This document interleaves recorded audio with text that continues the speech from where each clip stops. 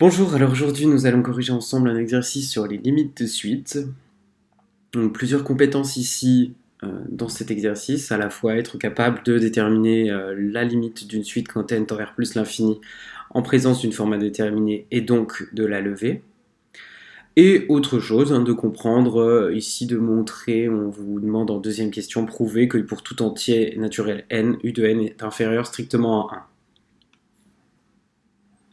Alors, on va, dans un premier temps, traiter la question 1 ensemble. Donc, pour la question 1, on voit, pour la question 1, que l'on doit ici déterminer la limite, quand n tend vers plus l'infini, de u de n. Si on essaye de déterminer au brouillon la limite de u de n quand n tend vers plus l'infini, on voit qu'au dénominateur, la quantité tend vers plus l'infini, et au dénominateur, la quantité tend vers plus l'infini aussi. Nous sommes donc en présence d'une forme indéterminée. Alors, la forme indéterminée qui est du type f, donc l'infini sur l'infini. Donc là, on peut faire une petite phrase de conclusion. Nous sommes en présence d'une forme indéterminée du type l'infini sur l'infini. On va donc, pour essayer de contourner cette forme indéterminée, de factoriser l'expression.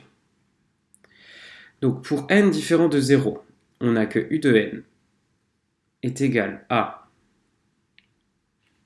si j'essaye d'écrire l'expression, au numérateur, je vais factoriser par le terme de plus haut degré à la fois, c'est-à-dire n, donc 1 plus 1 sur n. Et au dénominateur, je vais factoriser aussi par le terme de plus haut degré, c'est encore une fois n. Et j'obtiendrai cette quantité-là. Je vois qu'ici, dans mon expression, au numérateur et au dénominateur, je vais pouvoir simplifier par n, ce qui nous reste au final 1 plus 1 sur n et 1 plus 2 sur n. On peut aisément traiter que la limite de 1 plus 1 sur n est égale à 1 quand n tend vers plus l'infini. De même pour le dénominateur. Par somme, ici, on obtient ces deux termes-là.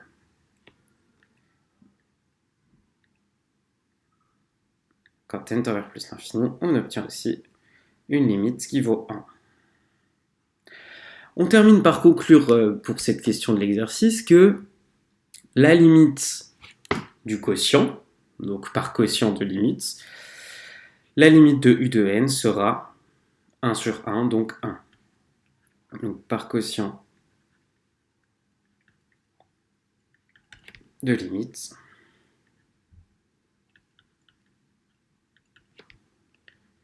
la limite de u de n quand n tend vers plus l'infini est égale à 1. Voilà pour la première question. Pour la deuxième question, petite piste de réflexion. On doit montrer que pour tout n, u de n est inférieur strictement à 1. Inférieur strictement à 1. Alors, comment prouver ça?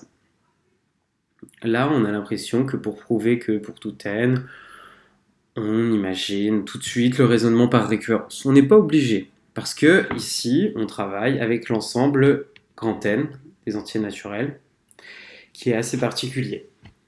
En l'occurrence, on sait par construction de l'ensemble n que pour toute n supérieur ou égal à 0, n, l'entier n, est inférieur strictement à son entier suivant. Autrement dit, n plus 1.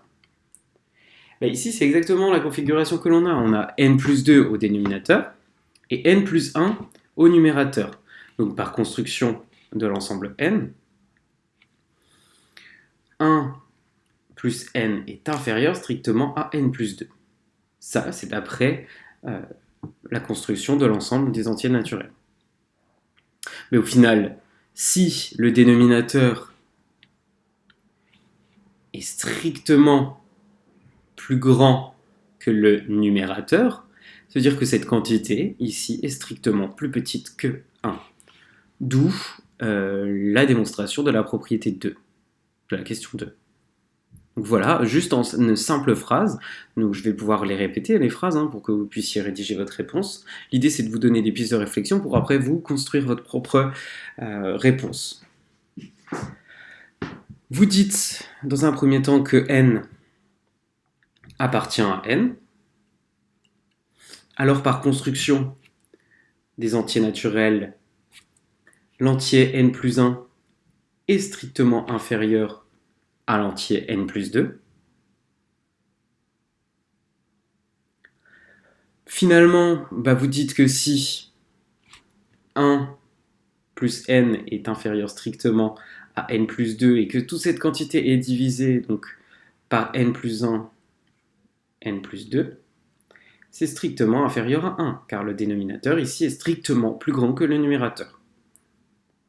D'où la propriété que pour tout n, un est inférieur à 1, strictement.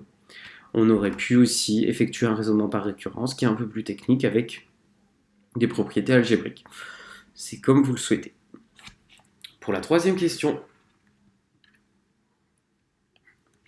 on veut calculer cette limite-là, la limite d'une quantité qui est au numérateur un plus 2 et un moins 2 au dénominateur, en utilisant la question 1 de donc, notre limite quand n tend vers plus l'infini de u de n. Donc comme u de n quand n tend vers plus l'infini est égal à 1, par somme, je peux en conclure deux choses. Premièrement, que la limite de u de n plus 2 quand n tend vers plus l'infini est égale à 3, et que la limite de u de n moins 1 quand n tend vers plus l'infini est égale à 0, et ils font conclure maintenant par quotient. Qu'est-ce qui se passe par quotient? Alors vous êtes en présence ici d'un quotient de limite, avec un numérateur, une limite qui tend vers 3, et au dénominateur, une limite qui tend vers 0. Donc en vous reportant dans votre cours, vous vous rendez compte que si le dénominateur tend vers 0 quand n tend vers plus l'infini, le quotient, lui, va tendre vers l'infini. Comment on sait si c'est plus ou moins l'infini? On applique la règle des signes. Le numérateur étant positif, la quantité, donc u de n plus 2 sur u de n moins 1, va tendre, elle, vers plus l'infini. Je vous laisse rédiger cette dernière partie de question.